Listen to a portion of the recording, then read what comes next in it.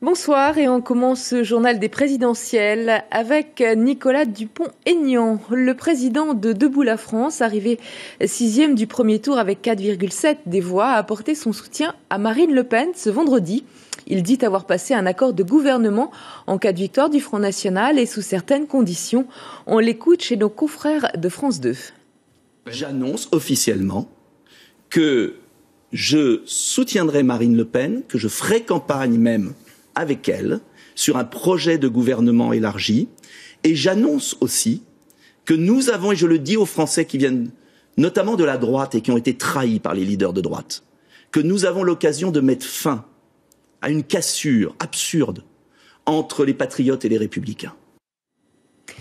Et on continue cette fois avec un soutien beaucoup moins clair, c'est celui de Jean-Luc Mélenchon. Après 5 jours de silence, le leader de la France insoumise a tourné une vidéo pour une diffusion sur YouTube et ça donne « J'irai voter ». Après ce que je vais voter, je ne vais pas le dire, mais il n'y a pas besoin d'être grand clair pour arriver à deviner ce que je vais faire. Comprendre bien qu'il va glisser un bulletin Macron dans l'urne.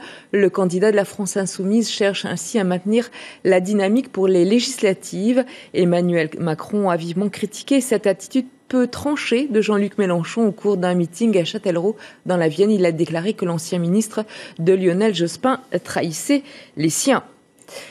Les consignes anti-Le Pen, on en parle encore. À 2 jours du 1er mai, les confédérations syndicales se font entendre. En métropole, elles ont majoritairement appelé à faire barrage à l'extrême droite. En revanche, en Polynésie, les syndicats ont soigneusement évité de prendre position. Thierry Stampfler et Hero Terorotua ont rencontré des représentants des 3 principaux syndicats.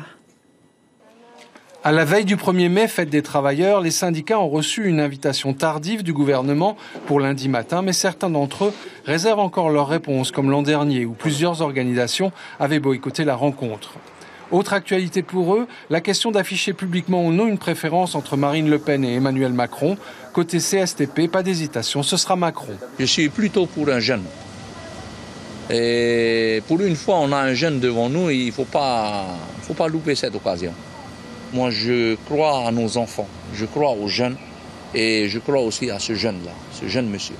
Les 2 autres syndicats les plus influents ne se prononcent pas au nom d'une tradition bien établie. On laisse le libre choix. Je pense que chacun a son parti politique, chacun a sa vision des choses. Mais aujourd'hui, vu le contexte économique, le choix doit être, on va dire, important pour que notre Polynésie puisse évoluer.